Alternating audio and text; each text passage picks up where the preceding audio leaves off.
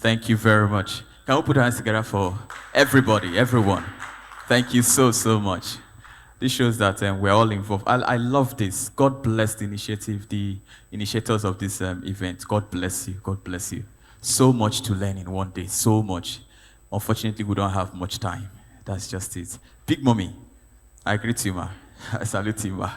You know. All right, we're going to go to the second section for today. But before then, yeah, okay, sorry. I have been told to go up because of the camera. Are you good now? You're good. All right, good. Yeah. So, yeah, the spotlight is on me now. I like that. Yeah. I'm the celeb right now.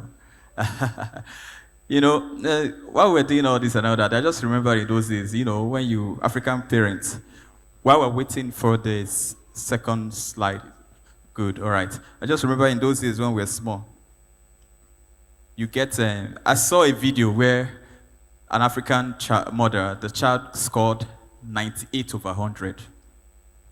The mother said, 98 over 100? What are you using 98 over? What is 98 over 100?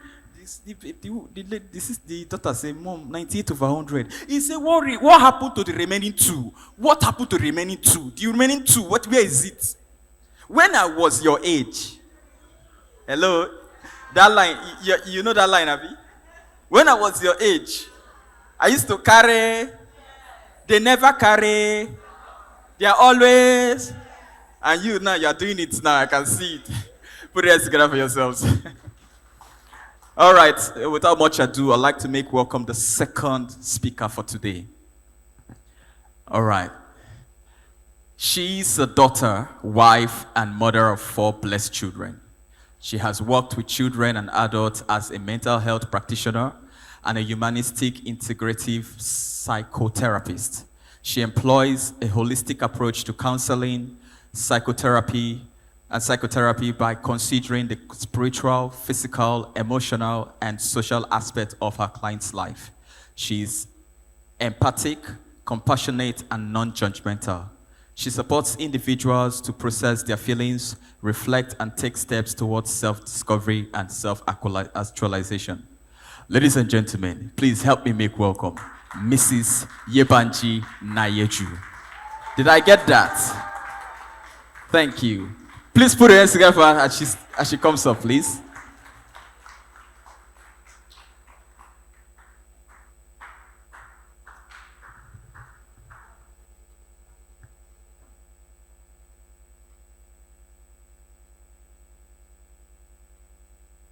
Can you hear me? Hello? Yeah. Okay. So hi, good afternoon everyone. It's been quite interesting, honestly. It's been amazing. It's been informative. It's been, I don't know, I'm going to do a bit of self-regulate. We're going to do a bit of self-regulation right now because I know we've been sitting down here listening to people talk, and you know, I know it's been emotionally, and it's had different effects on everyone. So if you don't mind, I'm going to come down here, and I think I'll prefer to talk from down here because I want to be closer to you guys. I'm just going to go around and I want you to notice yourselves right now. Yeah?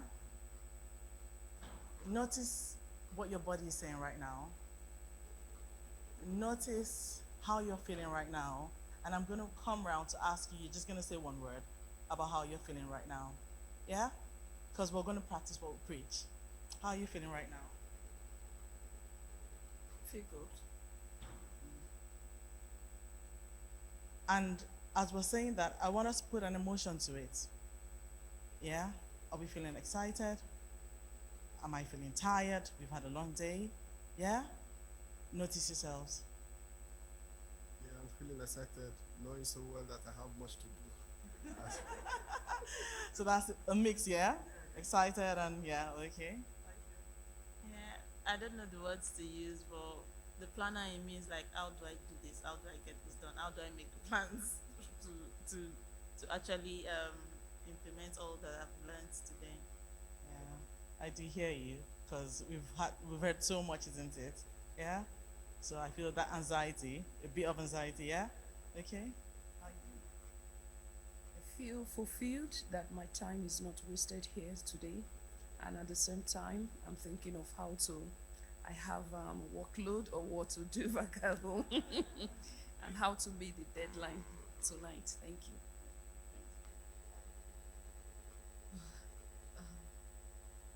Overwhelmed? Yeah, yeah, yeah. Feeling overwhelmed because I feel like I have a lot of things to do. Like I'm a toddler mom. I have two active toddlers, so I feel like how do I put all of these things that I know? I feel like I know so much, but I'm not seeing the so much I know in them, yeah. Even though they are best, but toddlers, yeah. So I feel like all these things you know, like, is it practicable? Are you really working them out? Are you seeing it? So I feel like overwhelmed, yeah. And thanks for sharing that as well. Okay. Okay. Hi. Mixed feelings. Yeah.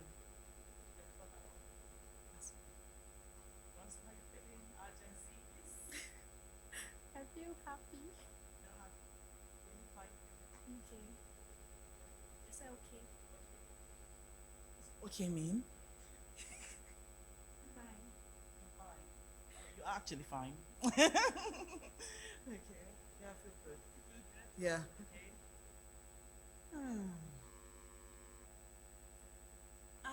Mixed feelings, yeah. Happy being here, and at the same time looking back at what is at home. Feel like God. It is well. Okay.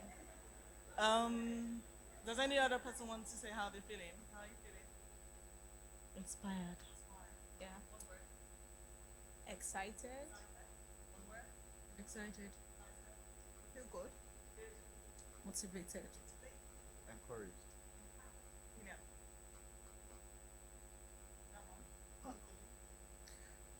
I'm feeling the oral of being blessed and fulfilled, being here today to see the glory of God. Thank you. How are you feeling? Inspired. I'm feeling positive and encouraged. I'm encouraged. Just gonna go here and we'll. Positive. Positive. Positive. That's what it is. I feel good. You feel good? How are you feeling? So far, so good. So far, so good. How are you feeling? Excited. Excited. Enlightened. Enlightened. Informed. Okay. Okay. Thank you so much for everyone that has shared how they're feeling. If you don't mind, I'm wondering, yeah. I know we've shared a lot of different emotions right now. I'm feeling excited as well. At the same time, I'm wondering how am I going to follow on from all of the things that have happened here now? Because even from the first speaker, you know, she's shared a whole lot of very good perceived information, and then the groups as well. I don't know. Let me even hand. Where's that first group speaker? I think I should hand out the mic to just continue the emotional well-being session because that's what we're going to go into now. Yeah, we're going to go in to talk about communication and how to communicating about mental health and emotional well-being to our young people. Yeah, but I know because we've also spoken about how we're feeling right now. I don't know. I'm wondering wherever you are, I want you to just, you know, maybe change your position. Maybe stand up and maybe move around a little bit, just for like 2 minutes or something. Just self-regulate a bit. Just notice what you need for yourself. Notice your bodies. You know, check. Yeah.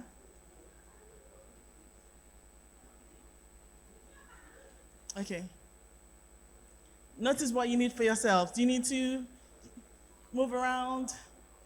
Yeah. Okay. Thank you very much. When you're ready, you can start sitting down. Just notice yourself on what you need. Yeah? Okay. Wow. You know, before I start, I would like to just encourage us that, yes, parenting can be very overwhelming. And even with all of this information, it can actually make us feel like, what am I doing? Notice ourselves more. I have more work to do. And even you just being here, that means you're an intentional parent. And that's the first step. You're here. You're willing to be here.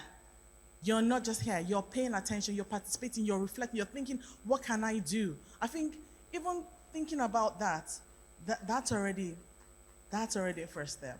So I want you to, I know people have said, pat your hands, just, notice that, and that's a positive. Appreciate yourselves for that. Okay? There's no manual to parenting. Obviously, the guide we have is our Bible as Christians and children of God.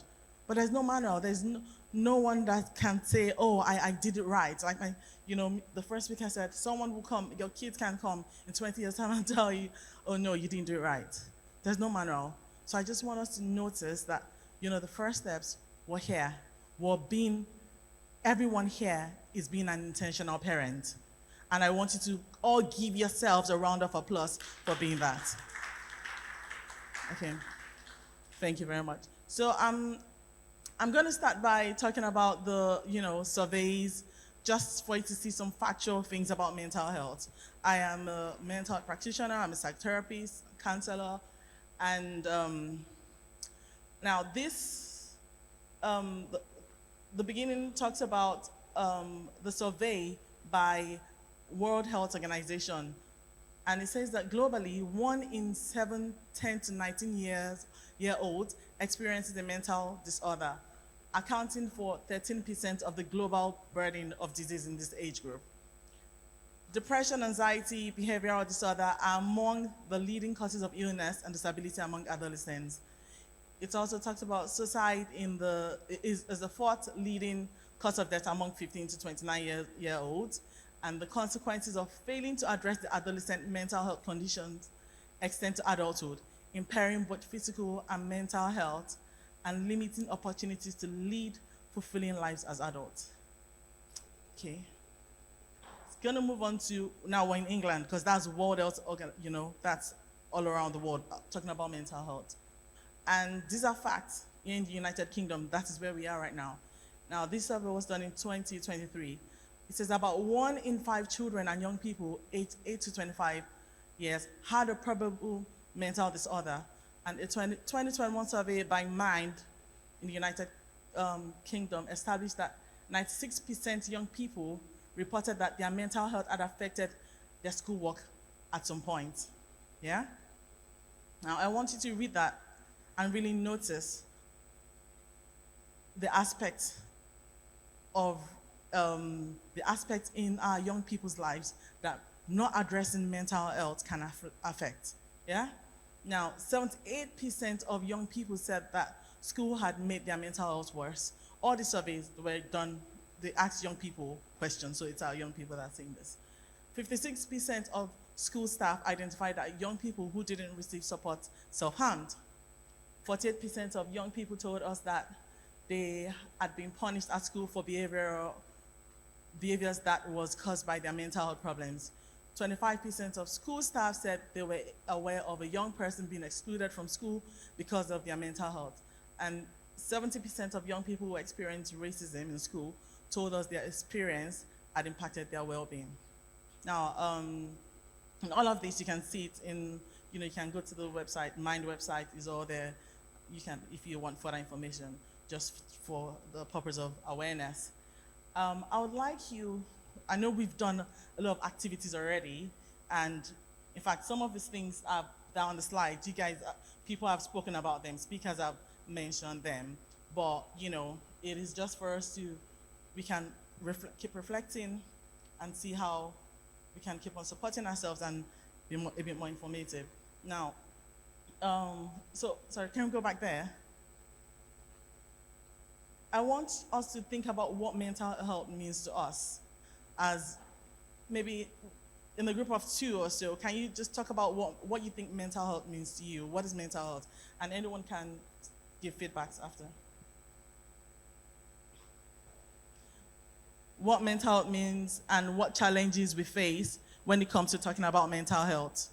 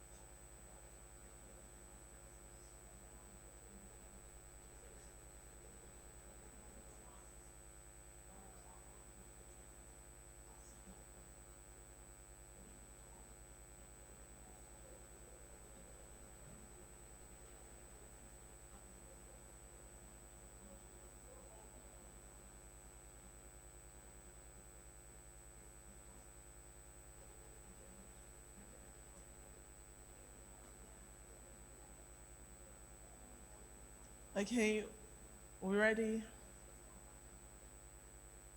Does anybody want to share about what they think mental health is?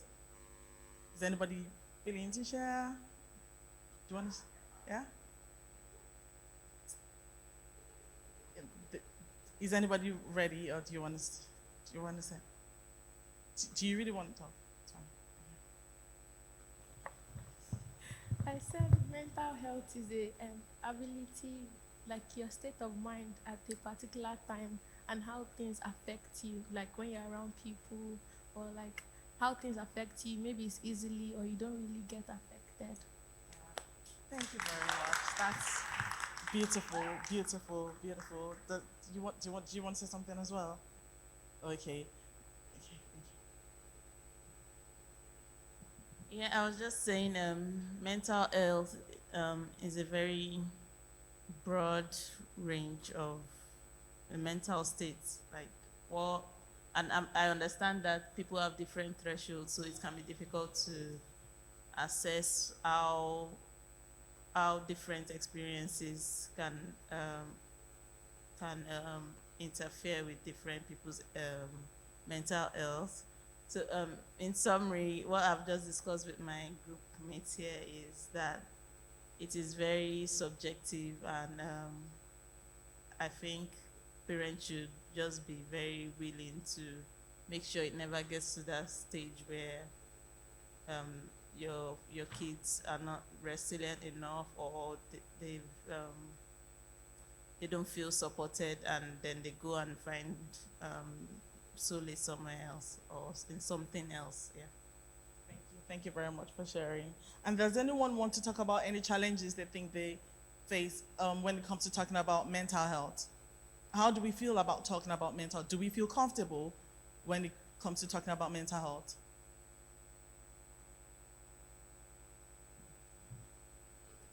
For me, I think mental health has to do with the state of your mind. When there are triggers from both internal and external, your internal environment or external environment, and how you are able to manage these thoughts, the words, and so many things that are like threats to you. For example, let me give an example. When I was studying for my master's, I think there was a time we had a conflict in my family, my younger ones. There was something that cropped up, and I was just like, okay, I was trying to like settle them. They were my younger ones, and they were not trying to like understand what I was saying. They were not understanding what I was saying, and it got heated. So at that point in time, I just told them that, okay, for now, I think we should just hold on. Because at that particular point in time, I was busy doing something that was very important to me. And these thoughts is what I've never experienced in my life. It was sort of stealing my emotional peace and stability. And it was affecting my studies, sort of. So at that particular point in time, I tried as much as possible to tell them for that particular point in time, for them to hold on. I disconnected them from them, as in, for that period of time, I told them till when I'm done with my studies, then it will be revisited. For now, let everybody just stay calm. So I think it helped me. I was able to manage what was coming. So it was then I thought about, oh, so this is what people pass through. If not well controlled, if not well managed, it can trigger to something else. Thank you.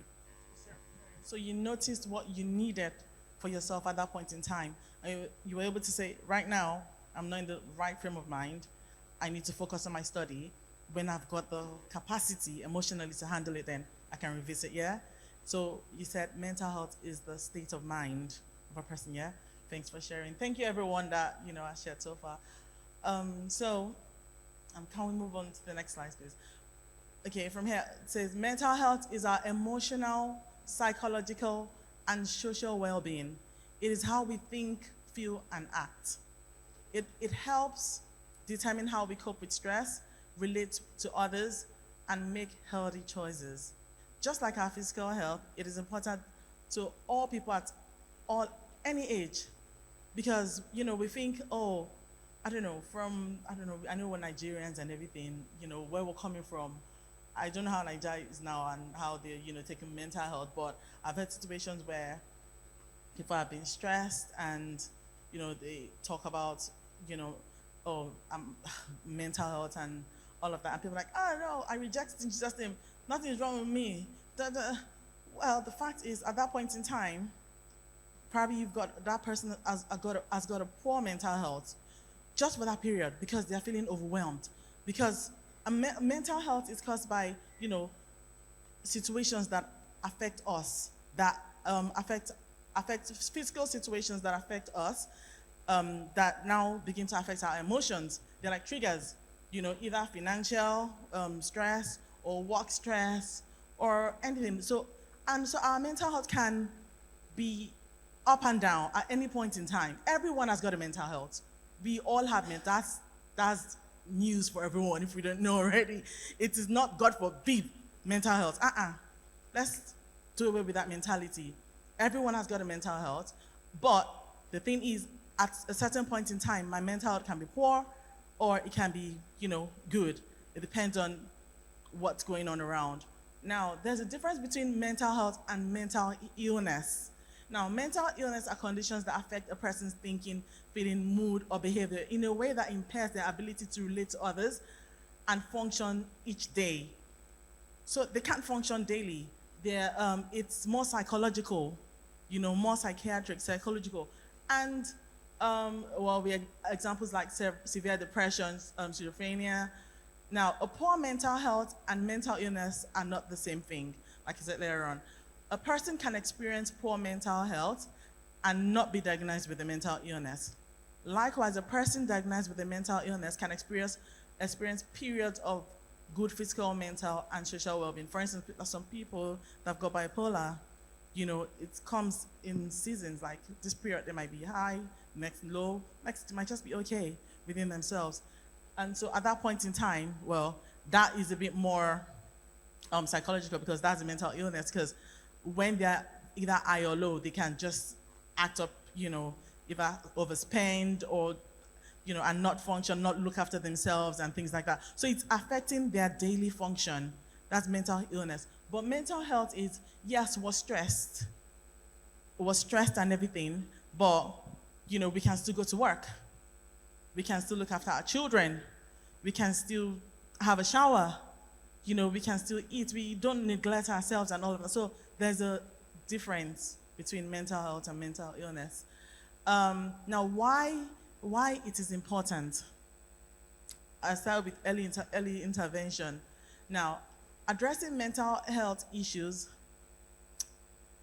can prevent more severe problems later.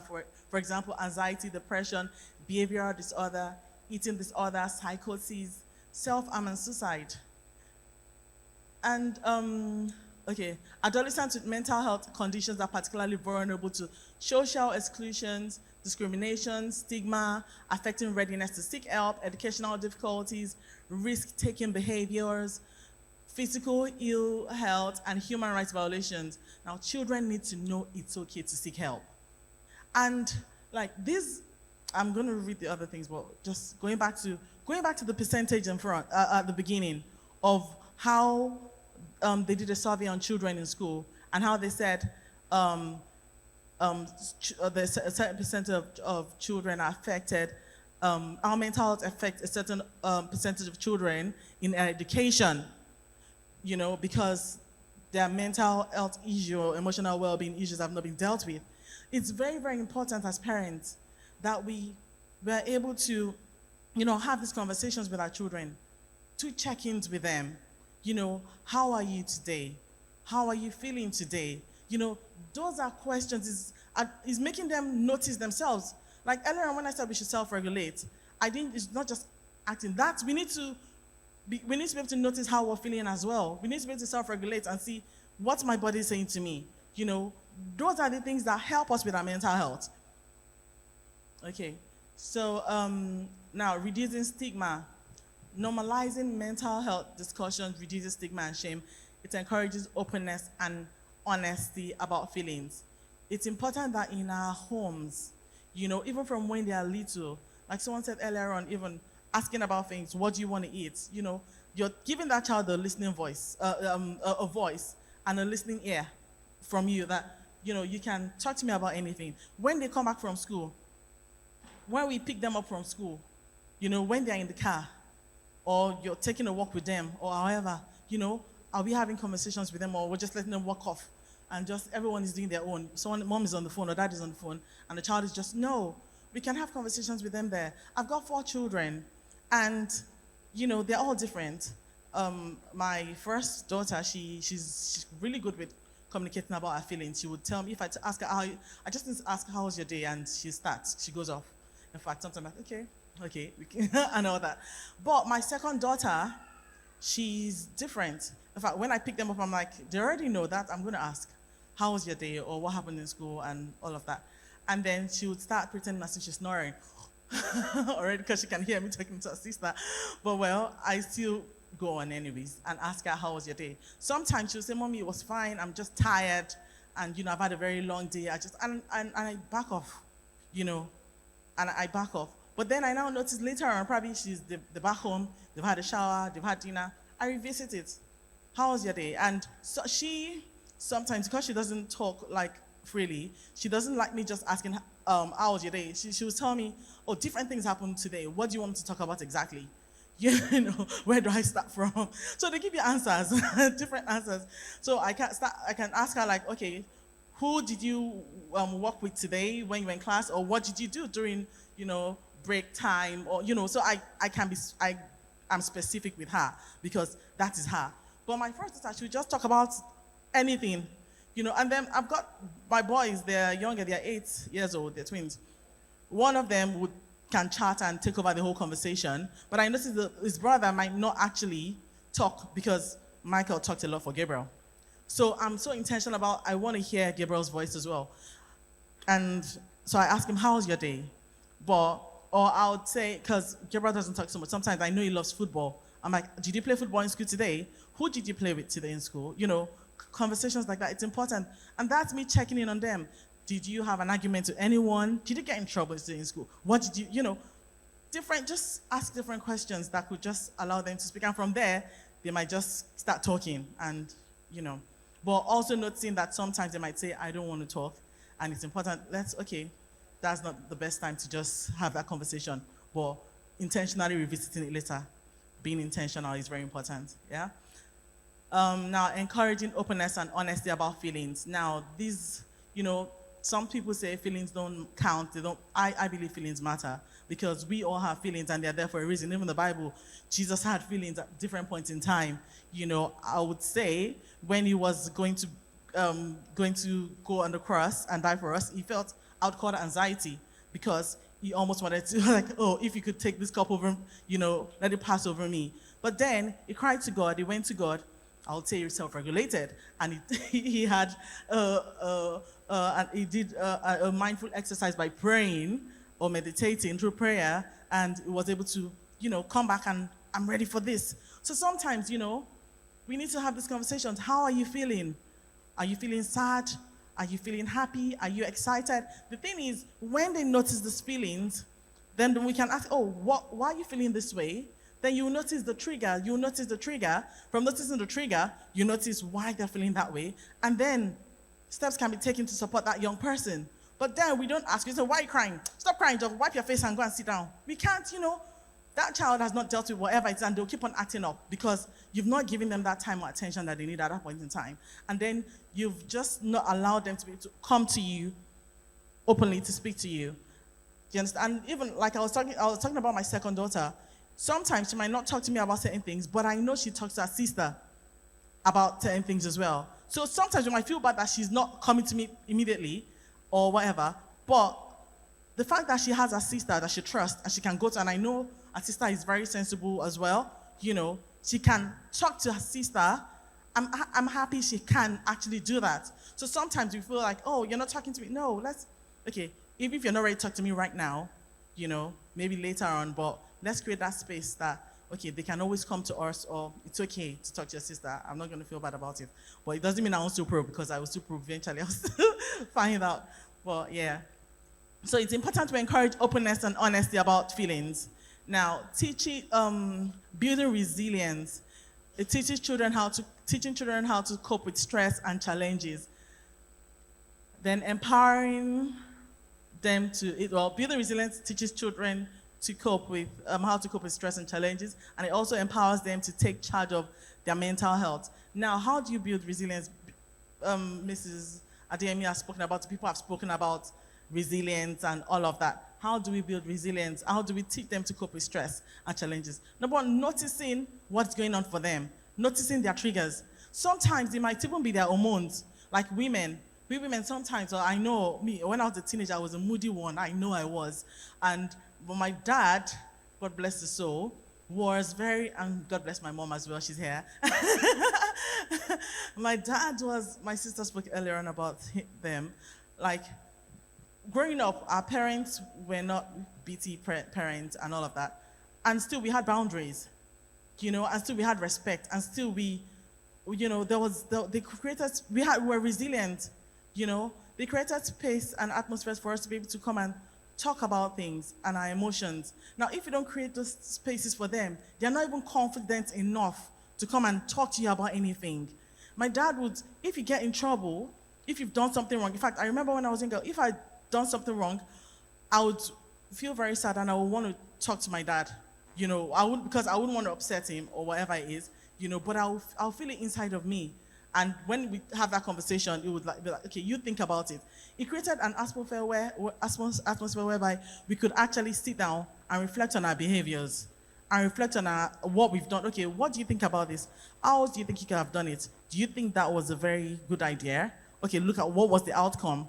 Do you understand? So you're still setting boundaries, and talking about challenges with children, like building resilience, telling them, like someone spoke about race and color and all that. Yes, we are Black people. We are in a country where it's mainly dominated by people of white color or other white color, to be honest.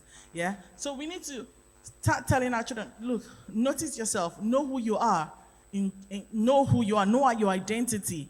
Some people come here and they get lost. Know where you're coming from. This family, we have values. These are our boundaries. We are children of God. Even those things are teaching them resilience. What do you do about the situation? Okay, we've spoken about it. You've shared your feelings. You've gone through all these things. We've explored all your feelings. Okay, yes. Now, do we pray about it?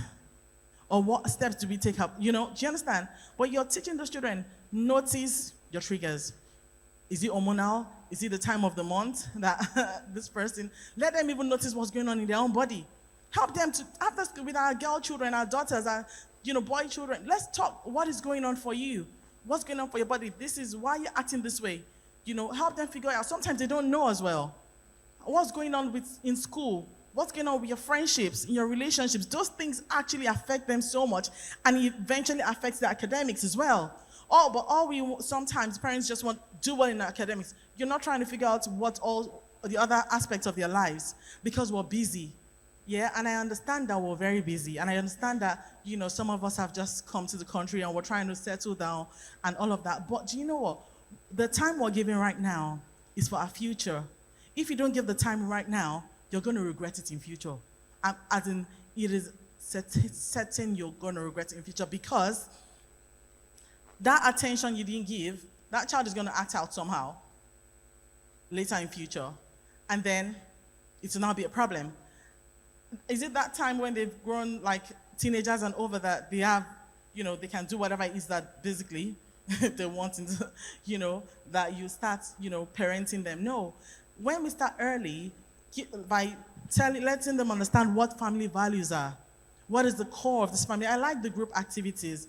Really, it's being intentional. This is our core as a family. We are spiritual. We are children of God.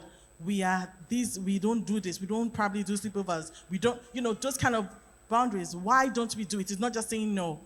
You can say for safeguarding reasons, because you don't know another family. You don't know what goes on there. Do you understand? As in, so it's not just you saying no without telling them why.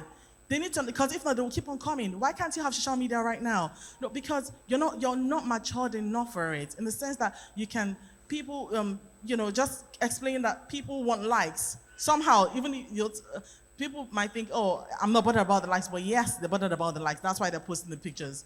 Yeah? And then to start affecting their self-esteem. Then they'll start having low self-esteem. Yeah? So all of those things is just being practical about these things and having conversations with our children. Open, honest conversation, So even as we feel very stressed out, sometimes one parent is coming in, the other parent is going out. Where is the time that parents are bonding?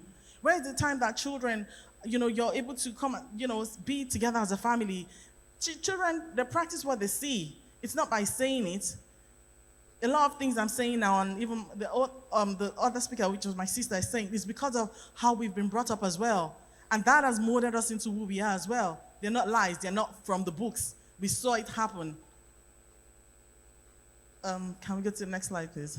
Now, I'm talking about creating a supportive environment. The first one is be available. We've spoken a bit about some of these things.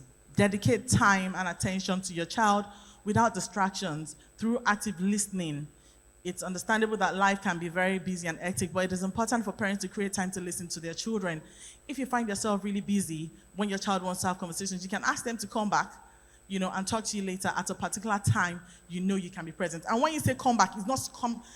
Let them know that you're trustworthy enough that when you say come back, you're actually going to go back to them and actually have that conversation. So you're not just dismissing them or their feelings, but it's also understanding and letting that child understand that, look, I can be tired because I'm human. Just like you two, you're respecting them in the car. If my daughter doesn't want to talk, I need to understand she's tired. She's had a long day. But then, when I've noticed that she's feeling better, then or feeling more relaxed at home, I can go back to the conversation. It's just like I'll go back to even growing up as well. My dad would always, we have a time when we have to know when we're asking him for things. It's not when he's about to leave the house that you're going to ask him for money. As in, what happened the evening before? Or when he's just come back from work, he's so tired, the first thing you're doing is asking him for personal things. You have to, be able to notice people as well. We need to notice our children, that they're people.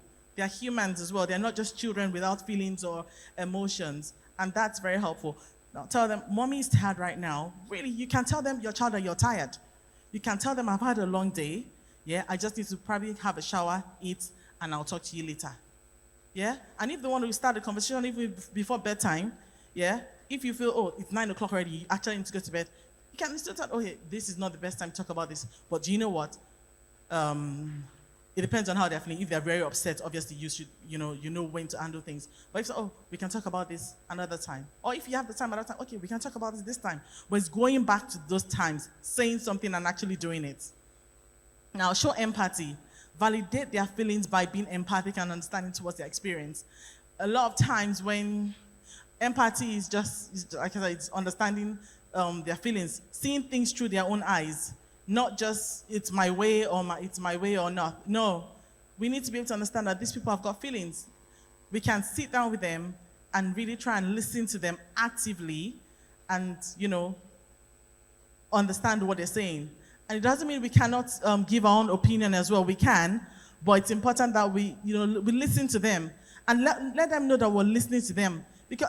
Because if they know we're not listening to them, they're not just going to come back to us. And you've closed the avenue of honest and open conversation.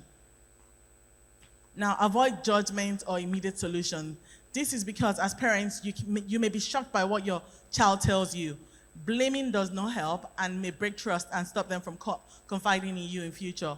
Also, giving immediate solutions at that point in time may not be helpful because the decision taken in that instance may arise from panic and may not be the best for that young person. See, someone gave a good example, when she was in school and there was a family issue and she just had to, say, this is, I need to step back away from it before I can. So as parents too, we can step back. If a child has told us they've done something or this has happened, sometimes we might just start shouting at them or start saying, why did you do this? Why? And respond and that response is out of our own fear. Because when you see anger, underneath is fear. When you see anxiety, all these strong emotions, it is fear that is really underneath. But that child doesn't understand that you're scared as well, or you're worried about them. All they can see is your aggressive behavior. All they can see is that mommy's not listening, daddy's not listening, they don't understand me, I'm not going to say it to them, and they're not going to come back to you. Okay? But I've heard this has happened. Now, that time to self-regulate. Maybe you need to self-regulate because you just had the information. And go back and rethink it. What do I need to do?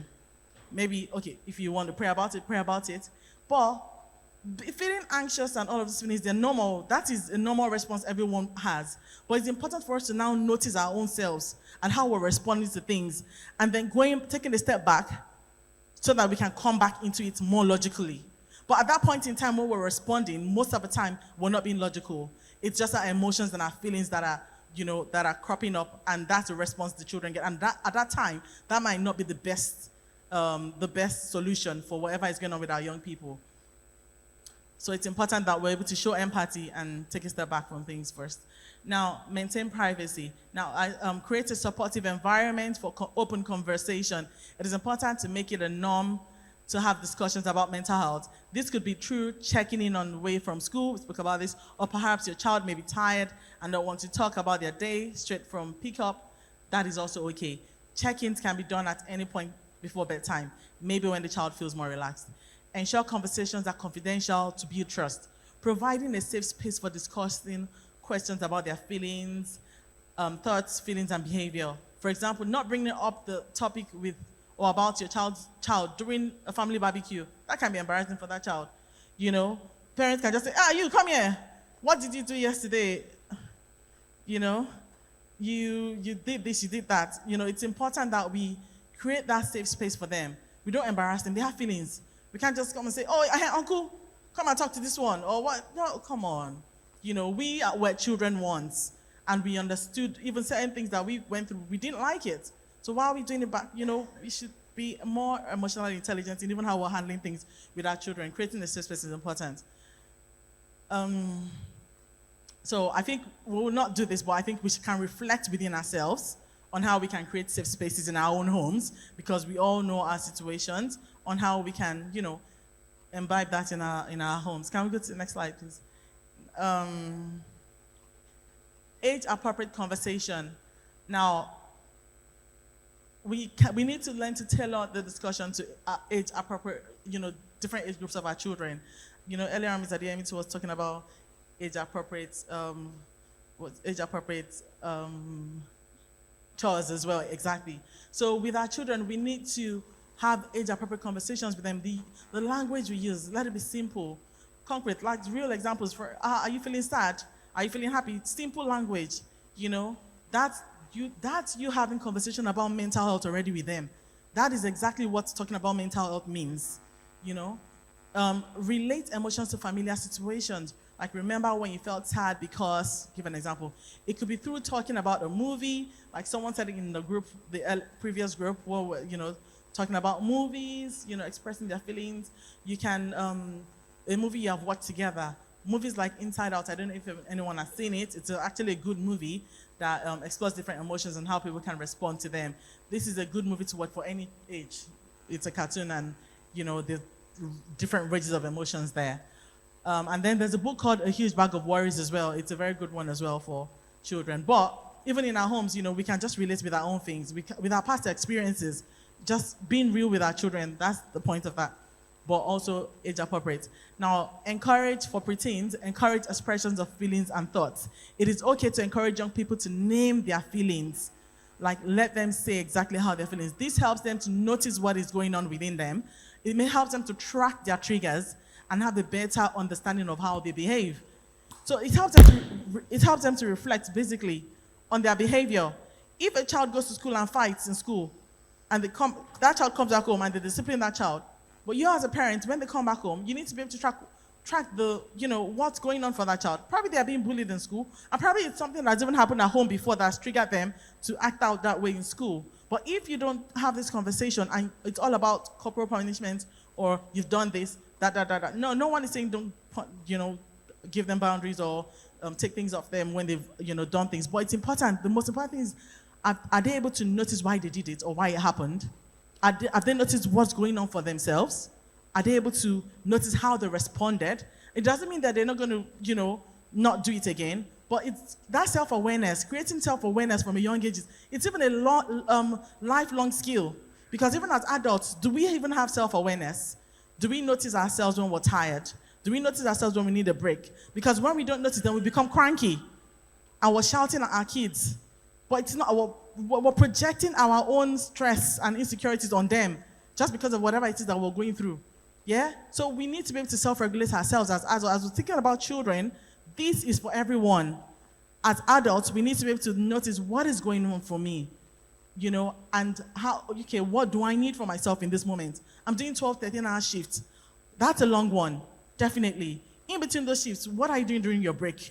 Are you allowing yourself to self-regulate? Are you moving around? Because if you're having a care job and you're sitting down 24/7, what are you doing during break? Notice yourself. Notice what your body needs. Because when we don't notice, it affects our emotions, and then it affects the way we respond through our behavior. That happens to our kids as well. So that's very, very important to have discussions. Then discuss the basic concepts of mental health, about stress, sadness. It's very important as well. Then for teenagers, have more in-depth conversation about mental health by encouraging young people to have emotional check-ins. So it's almost like having a physical check-in. When you have a tummy ache and you don't do anything about it, what will happen? When you have a headache that you don't use anything about, what's going to happen? We need to also have the discussions about mental health. This can help them reflect on their thoughts, their feelings, and behavior. They can be more aware of their attitudes, triggers, or triggers that are caused by hormones. Because even some children don't know about PMS. Some girls, they don't know about it, and that might be what's going on for them. And they don't understand themselves. They don't understand what is going on for them. And even the parents who does not know because they're not aware. So it's not just about saying, you have this bad attitude of being moody. Well, I had to understand myself that when my period's about to come, I have this. So I started noticing myself. And so it's not as if those moods and hormones will be there. It is in my body. Yeah? But I now have to notice how I respond to it. What do I need? Do I need to just, I'm getting so moody right now. I'm not just going to be in bed. I'm going to go out. I'm going to take a walk. I'm going to have a shower. I'm going to, listen to music. I love music. I do that, and it really helps me to feel better. So it's even little things like that. That's self-regulating, And when we're able to train ourselves to notice, I'm acting out, notice myself, self-regulate, and notice this is the period, it's going to pass. Okay, it's not like, oh, I'm a weird person. Because that is what young people think. Like, this is always happening with me. I'm weird. I don't know what's going on. They start thinking about, some of them self-harm. Some children self-harm. Some children have got low self-esteem. Some people have got behavioral problems because of all these things are not addressed. And then it affects them academically. It affects their behavior. So these are important things. Spiritual is very important, obviously, very, very important. But being proactive about all the other aspects as well is so important as well. Encouraging independence and seeking help and resources. Now, I would say, obviously, even we as parents, we should go online. There's help. We can ask in our children's schools. If we notice the behavior in our children, it's not because they want to take your children from you. You understand? I know some people might be, biased or whatever it is, but even you as a parent, if you've not done anything wrong, you're just seeking help, you're not going to get into trouble for that. Even if they take this children, you can confidently talk about it, that this and this, you have a voice. Do you understand? And use it. Seek help for your children. If your child is going through certain symptoms, seek help. Go and read about it online, or ask your GP, ask your doctors. There are things, those are conversations we can ask if we don't know. Because my people perish for lack of knowledge. It's not an excuse. Ignorance of the law is not an excuse. That's what they say in law. You still go to jail if you offend. So, effective communication strategies, key techniques. Now, active listening, we've spoken about some of this already, but I'm just going to quickly read through. Active listening, pay full attention, make eye contact, not to show understanding, reflect back, what your child says to you to confirm understanding, open-ended conversation, encourage more than yes or no answers. How are you feeling about this? Can you tell me more about what's on your mind? What was the best part of your day? What was the most challenging part of the day? Questions like that. Then use metaphors and stories, like whatever is happening in our life. Simplify complex feelings with relatable stories or metaphor. For example, our emotions are like weathers. Sometimes we have sunny days when we feel happy, and other times we have stormy days, when we feel sad or angry. Just like the weather changes, our feelings changes as well. Sometimes depends on what is going on around us. Now, so that was just the explanation there. So be honest, share your own feelings and experiences appropriately. Like, Ms. Ademi said, some parents think, I'm perfect. The children see you as mom and dad are perfect. No, mom and dad are tired. I'm tired right now. It's okay. And it's okay to feel, you can share experiences. Me too, I failed the course. Yes. But do you know what? I did not stay down. I started working towards it. See where I am right now. This is how, we're not martyrs. We're human beings. We need to be able to be sincere and open with our children. And admit when sorry, can we go back a bit? Admit when you don't have all the answers and seek help together. Okay, so we won't do the interactive activity because of time. Can we move to the next one, please? Okay, so now identify signs of mental health issue. Common signs to watch out for. Behavioral changes. A child that is normally active and chatty and all, you notice that they're withdrawing from friends or activities. That means, you need to be checking in. Something is going on for that child. You need to ask questions. Changes in sleep or eating patterns. If that child is not sleeping enough or even sleeping too much, that can be a problem. Maybe they're feeling depressive. Now, eating patterns. A child overeating or eating less, that's also a problem as well. So we need to monitor all of these things. Emotional changes, excessive sadness, irritability or anxiety, we could ask them, check in. When you notice these things, you know that something is happening and you need to ask questions. Unexplained fears or worries. Things are going on around the world right now. Our children, some children have access to internet, and even if they don't, in school they can hear things. They have worries, So we need to, have conversations so that we can identify if, what's going on for our children. Physical symptoms, frequent headaches or stomach ache. See, all of these things have got somatic impact on our body as well. Even as parents, when we're so stressed, we have headaches. It affects us somehow. So it has somatic impact on us. We need to notice for ourselves or our children. Fatigue, that's tiredness or low energy. When we're feeling that way, what do we need to do? How do we need to, self-regulate to be able to get back to that place we need to be? Now, encouraging healthy coping mechanisms, strategies for building resilience. We spoke about that earlier on. But now, model healthy behaviors, demonstrate stress management and self-care practices. It's been emphasized today. I'm not even going to talk about it's been emphasized. We need to lead by example. Lead by example. How are we taking care of ourselves? Are we slowing down? We're in the house. Yes, there's a lot of chores. No one is saying don't do chores. But you just go back from work, boom, you kitchen, blah, blah. You not even calm down yourself. We need to slow down and let them know it's okay to slow down. And when we see children maybe relaxing, that's the time, you're on your phone, go and do something. No, if there's no need to do chore, let them relax as well. Come on, So we need to self-regulate, show that it's okay to sit down and have a break. You're showing them, you're not being lazy because they can see that you're doing other things, but you're also showing them that it's okay to look after themselves. That's self-care. That's them loving themselves. If they don't love themselves, value themselves, who is going to love and value them? They need to love themselves. We need to love ourselves. We need to look after ourselves. Now, that's modeling things to them. Now, teach problem-solving skills. Guide children through steps to solve their problems. Yes, have conversations with them. Let them listen to their ideas and their thoughts. Okay, how do you think we can solve this? What do you think we can do about it? How would you like us to handle this? Then also chip in your own, your own opinion as well. That is allowing them to think through things, not everything, giving them an answer. Okay, like someone said, oh, she boiled white rice. Yes, let it be messy. Okay, next time you boil it, you don't put too much water. Yeah?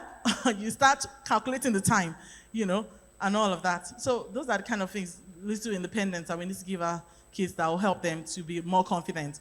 Now, promote physical activities. Encourage regular exercise to boost mood and energy levels. For instance, go take them swimming. Take walks with them. Take them to the park. They're free. Going to the park is free. But it's also being able to dedicate time. When you take them to the park, it's not about their burning energy. That's exercise. Because if someone doesn't have money to go swimming and all those other activities, I understand, but you can take them to the park. It's free. You can have walks with them. They are going to be able to self-regulate, burn energy, go back. We need all these things because, our body needs to regulate to be able to function better. Now, create routines, establish consistency, consistent daily routines to provide stability. That's very, very important. They need to have a routine. They need to know what's happening, when, and where. Can we move to the next one? Next one about self-care practices are just ideas. Because in our own homes as well, we know how our homes are, but we know what works for us. So we need to think about how we can support our children. Read a book, take a walk, watch your favorite show. We can do this, our kids can do this. Listen to an audio book, take deep breaths, especially when they're panicking or having anxiety in that moment. Support them to notice their breathing in and out and just relaxing. They should know that they can call a friend. You can call a friend. If I'm feeling stressed or overwhelmed, thank God I have a sister. I've got sisters I can call. We should have people that we can trust and encourage them. If my second son wants to talk to a sister, that's fine. As far as there's somewhere you're going to that's reliable, if you want to talk to me, that's fine as well. We can listen to a podcast, make a playlist, do puzzles, just, anything that is there and more that we can think about. But the important thing is self-care practice is important. We need to be able to look after ourselves and to be able to function better. Okay. Next slide. Now, practical tips for parents. Tips to support your child's mental health. Regular check-ins, like we said earlier on. Schedule regular time to talk about feelings and experiences. Encourage expressions. Provide creative outlets like drawing, journaling, or playing. Like my sister, she doesn't even like when her daughter bakes. When my children were young, honestly, even now, even with the boys, when they're drawing and stuff like all my days, it does my head in, but I just try, allow them to, show their inner creativity because I'm not very creative when it comes to drawing. I'm just learning how to do that. But you can see what they're thinking through all those things as well. Because they might not talk, but they might just draw out whatever it is, and then you can look at, what does that mean? Kids, they respond that way. Then for older children as well, teenagers, they can journal. Even our younger ones can journal. They can write things down, write about their feelings, and through playing as well. Even there are some games now for children that were online on Amazon. We can that talks about expressions. How do you feel about this? Tell me a time. If you were a super star, who would you be? Why? Those are the games are now, but you're listening to what their own ideas and the way they're thinking about things. You're learning more about them. Now, stay informed. Educate yourself about mental health issues and available resources. That's online. Online can be used for different things. It's important that we use it appropriately for ourselves as well. Go there as well. We're going to look for jobs. We can also go online and look for how can I support my children with mental. There are also organizations like Mind, Coventry, because I live in Coventry, I'm saying Coventry. But Mind is nationwide. There's Young Minds, different organizations that can support people. Now, educate yourself about mental health issues and available resources. Whenever you see something going on with your child, you can check on, you can Google you can still Google. It doesn't mean that you should believe in everything, but still, you can have an idea. That's how you educate yourself. Go to those organizations that work with mental. Go and read it. We shouldn't be in denial. We can pray about it, but this is what's going on. What steps do I need to take? Do I need to go to the GP? Does the child need support? School, GP, everything. How can I then let us also handle it spiritually? So be patient. Understand that opening up takes time and persistence. Seek professional help.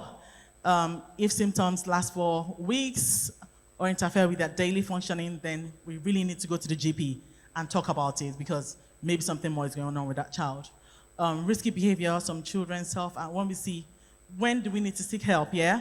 If someone's child is self-harming or having suicidal thoughts or ideations, then we need to seek help. Then refusal to engage as well. If the child is unwilling to talk or engage in activities they used to enjoy, then so finding resources, you can talk to your general practitioners and young person school, seek referrals for child psychologists or therapists. You get them online, but it's good to get the ones that are registered, accredited ones through certain websites. And that's why it's good. Talk to your GP as well. Talk to school. They will signpost you to the right places. Use mental health hotlines, online resources, and mental health apps as well can be downloaded. For example, Calm App. So that's what teenagers do and older kids. So I've just had some useful helplines.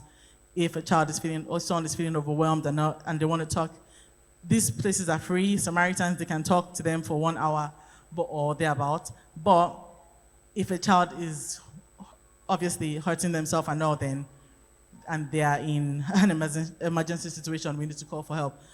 And I'm going to finish with the 4 questions and answers that I believe, even though I've said all these things, and yes, it's a lot, yeah, but I still believe that, I believe in Psalm 127, which starts with, except the Lord build a house, labor in vain that build it. And also I believe in children are God's heritage, yeah? And the fruits of our womb is word. It says, happy is we that have a quiver full of them. We will not be ashamed in Jesus' name. I also believe that